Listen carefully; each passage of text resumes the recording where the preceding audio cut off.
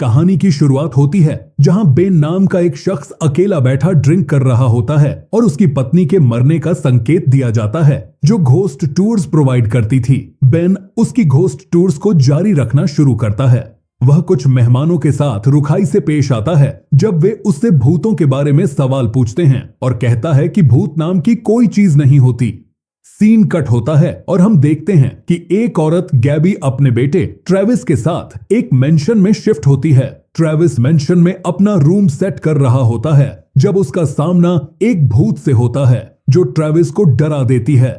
वह जाकर गैबी को सब बताता है जो उसकी बात नहीं मानती जब तक एक सूट ऑफ आर्मर उसके पीछे चलकर नहीं आता और मजबूरन उन्हें वहां से भागना पड़ता है।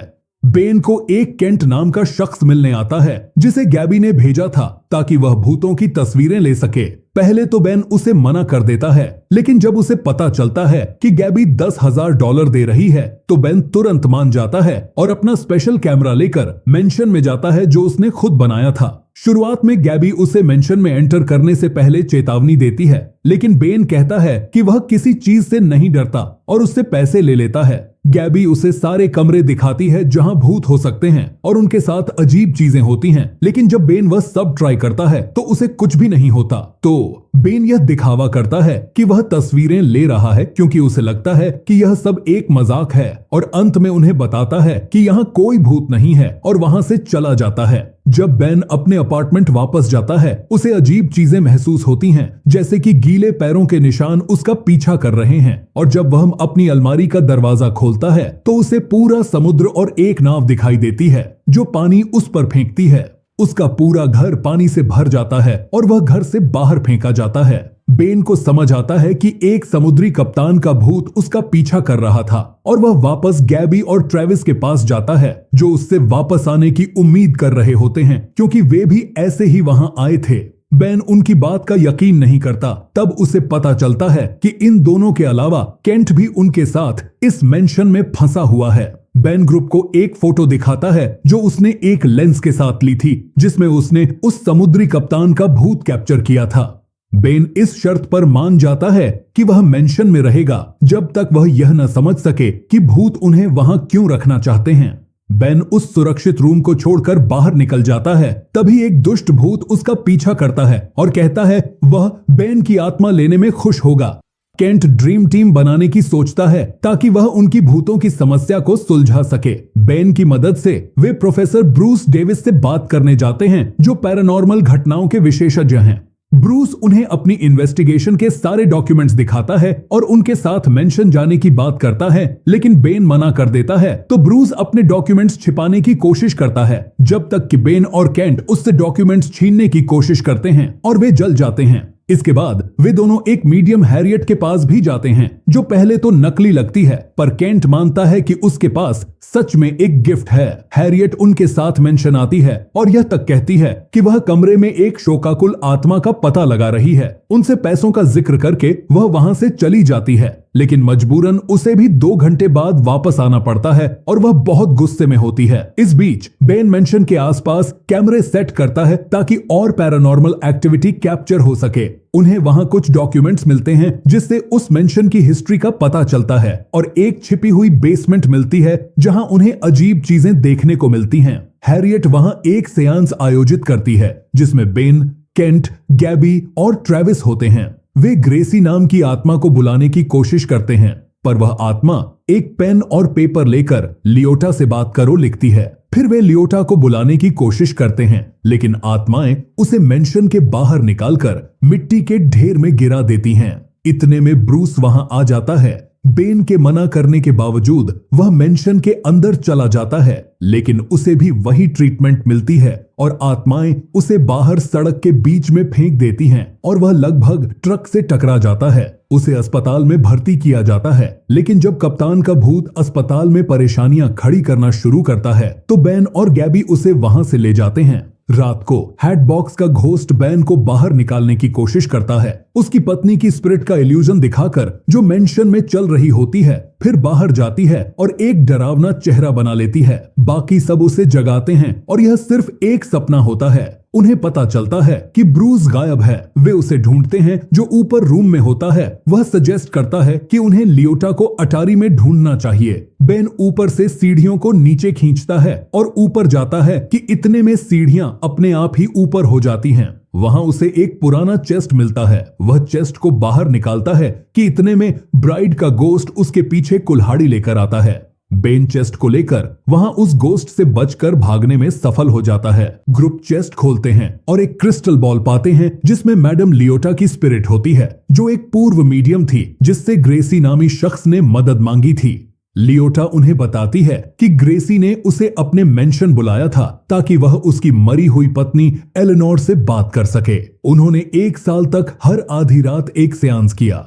वहां हजारों स्पिरिट्स आईं, लेकिन एलेनोर की स्पिरिट कभी नहीं आई। उनमें से एक स्पिरिट ने एलेनोर बनकर ग्रेसी को खत लिखा और उसे यकीन दिलाया कि वह उसके साथ दूसरी तरफ आ जाए, जिसकी वजह से उसने सुसाइड कर लिया लियोटा के रोकने से पहले। वह स्पिरिट हेडबॉक्स की थी और उसने फिर लियोटा को क्रिस्टल बॉल में ट्रैप कर दिया। लियोटा ग्रुप को बताती है कि उसे 1000 आत्माएं चाहिए ताकि वह खुद को मेंशन से फ्री कर सके और फुल पावर गेन कर सके, और इस वक्त उसे सिर्फ एक आत्मा चाहिए। हैरियट एक बैनिशमेंट स्पेल बनाने की योजना बनाती है जो लियोटा कहती है कि काम करेगा अगर उनके पास हेडबॉक्स घोस्ट का एक पुराना आइटम हो, पर हेडबॉक्स घोस्ट उन्हें अपना प्लान पूरा करने से रोकता है। ग्रुप रिवर्स सेंस के लिए तैयारियां शुरू करता है। जहां बेन भूटॉन की दुनिया में एंटर करता है, वह ग्रेसी की स्पिरिट देखता है और उसकी मदद लेने के लिए उसका पीछा करता है, और वहां वह दूसरी फंसी हुई आत्माओं को देखता है। ग्रेसी मेंशन में जो कुछ हुआ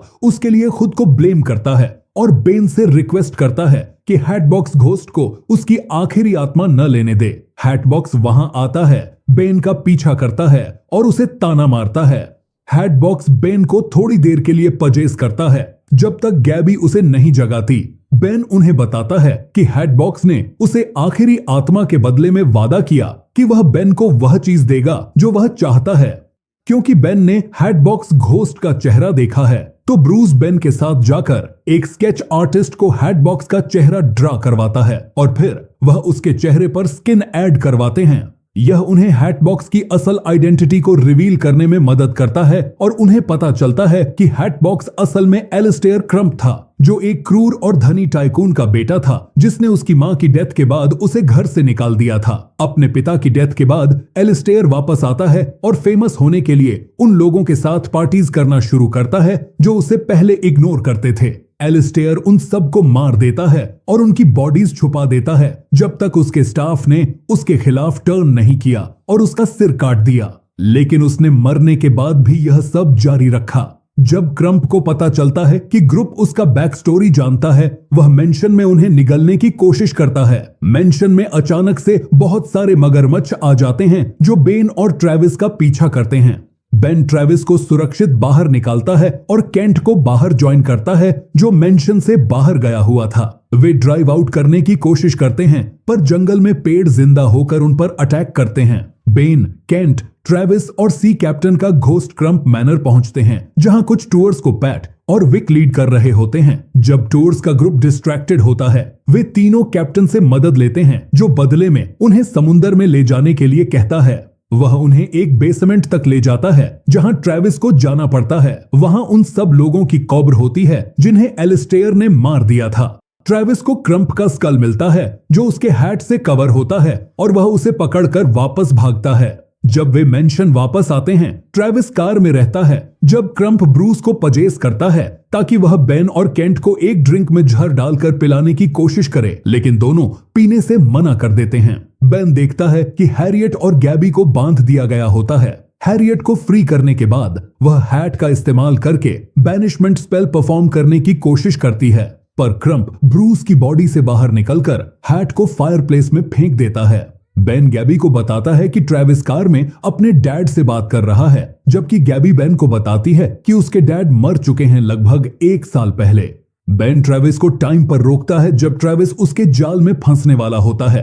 केंट घोस्ट्स की आर्मी को कन्विंस कर लेता है कि वे क्रम्प के खिलाफ टर्न करें, जबकि हैरियट जाकर मैडम लियोटा को क्रिस्टल बॉल में से फ्री करती है ताकि वह उनकी मदद कर सके। बेन, ट्रेविस और गैबी मेंशन से बाहर निकलते हैं और क्रम्प को कब्रिस्तान में देखते हैं उसकी घोस्ट आर्मी के साथ। बेन उसे अपनी आत्मा देने के लिए ऑफर करता है ताकि उसकी 1000 आत्माएं पूरी हो सकें और बाकी सबको वहां से जाने दे। क्रम्प वादा करता है कि वह उसे एलिसा से मिलने देगा, पर जैसे ही बाकी सब वहां आते हैं, बेन रिवील करता है कि यह सब टाइम बाय करने के लिए था। ब्रूस हैट के बचे हुए हिस्से के साथ आता है और उसे लियोटा और हैरियट को देता है, जो जल्दी से स्पेल शुरू करती हैं। वे क्रम्प को वापस उसकी कब्र में बैनिश करना शुरू करते हैं और उसे अंडरवर्ल्ड भेजते हैं। वह बेन से रिक्वेस्ट करता है कि यह न होने दे ताकि उसकी पत्नी जान सके कि उसने सच में उससे प्यार किया था, पर बेन कहता है कि वह पहले से जानती है और उसे मारकर नर्क में फेंक देता है। लियोटा अपनी क्रिस्टल बॉल में वापस चली जाती है, जबकि बाकी घोस्ट्स चुनते हैं कि वे वहां से नहीं जाना चाहते।